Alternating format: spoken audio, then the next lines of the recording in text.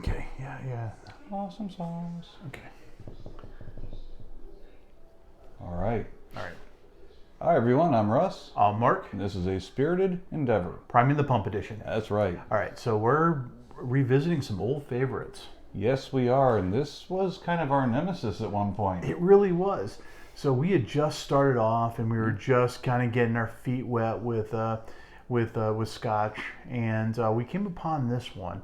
And this one was 50% ABV, and I don't think we had anything above like a 43% at that point. I think you're right. Yeah, so this one kind of took us a little by surprise. Yeah, I don't have good memories of this one, although, at this point we're drinking 60% ABV whiskeys on a regular basis. So I'm wondering if a lot of what turned us off was the ABV or if it was the actual whiskey. Yeah, I don't know, but we figured it was worth coming back around and trying some old favorites, and this one was definitely high on the list. Yeah. Now this one is finished in Sauternes casks, so it's a sweet white wine from the Bordeaux region that they finish these casks in. I would expect it to be fairly fruity. I expect that too. So 50% ABV, some wine casks, a little fruit forward nature to it. Sounds like a win. It does sound like a win. I don't know if we were ready for it at the time, but I think we're ready for it now. We're gonna find out. Yeah, we've drank a lot of whiskey since the last time we touched this one. Yeah, I maintain a spreadsheet and just updated it the other day, and I saw the number of whiskeys we've done, and I don't want to talk about that. Yeah. It's been a fun journey, though. The word alcoholic comes to mind. Yeah. We got a lot of bottles lying around. Yeah. Now, I will say, I would have to assume this is natural color. Let's see. I don't know if it specifically says it, but distilled, matured, bottled in Scotland. Isle of Arran distillers. Doesn't specifically say, but so it could go either way. Yeah, it's fairly pale though. But each cask is specially selected by our master distiller, so I'm going to assume at this point it's probably all natural. I mean, it's certainly not. It's a light colored whiskey. Yeah. Good legs on it, good oils on it. Oh yeah, that's really oily. Yeah, it is. That's sticking around. Along with my fingerprints. Yeah, exactly. Running a ring light for a change inside, and I'm spotting the fingerprints. Oh, that's very perfumey. Yeah, it is. So that's certainly the malt and maybe a little peat in there. That's giving like a perfume note. Yeah, it's funny you say that. I was wondering if there was peat in this one as well, just based off of the nose. Maybe not. I honestly. It is perfumey, though. I would agree. Yeah, and very malty. Yeah. So I'm getting a very malty, bready nature to it, kind of like a sourdough. Yeah, a little fruit in that too. I'm picking it up. Maybe just like a little bit of grape skin. Yeah, I would agree. It's just around the edges. Yeah. Yeah, just real soft. Yeah, good vapors on the nose too. I mean, at 50%, you expect it. Yeah, for sure. All right, well, cheers. Cheers. So definitely fruit forward. Yeah. Definitely fruit forward. Yeah, there's it's very malt forward too. Very malt forward. I'm getting a little bit of that perfume note on the tongue as well.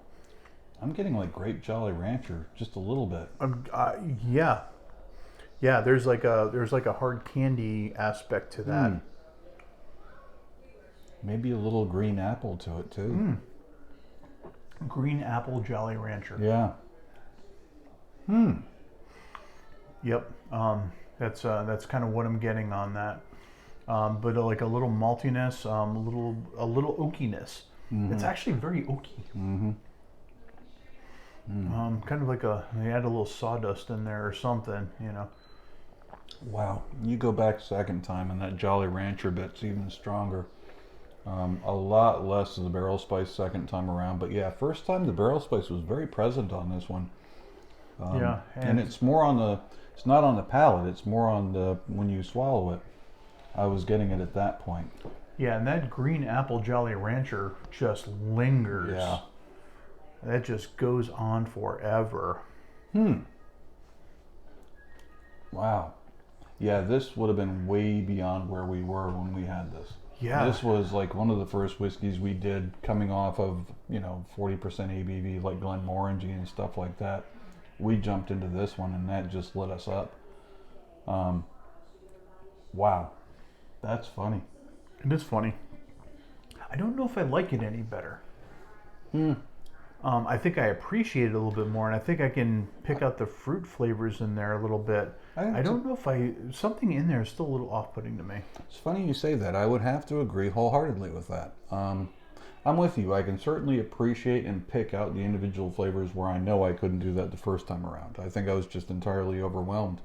But yeah, I would have to agree. There's something to me with the way the oak presents on this one that's a little interesting.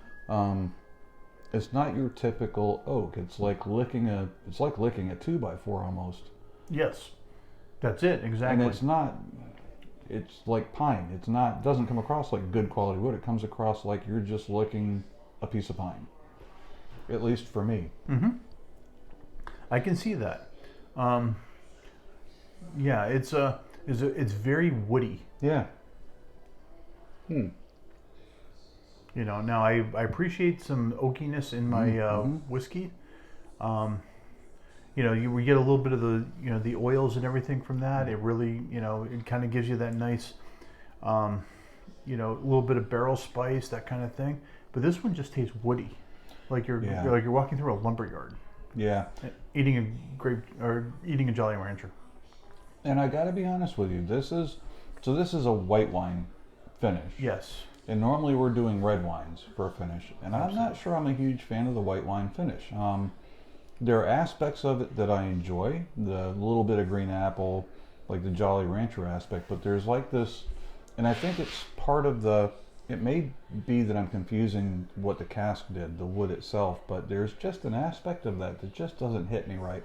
And I don't know if it's it being white wine or if it's the wood they used or what, but there's something that's just a little off-putting, and I'm kind of with you on that.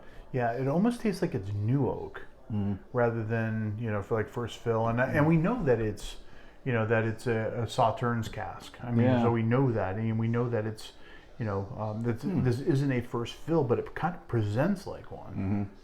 It's not bad. It's just for me, it's really not my taste.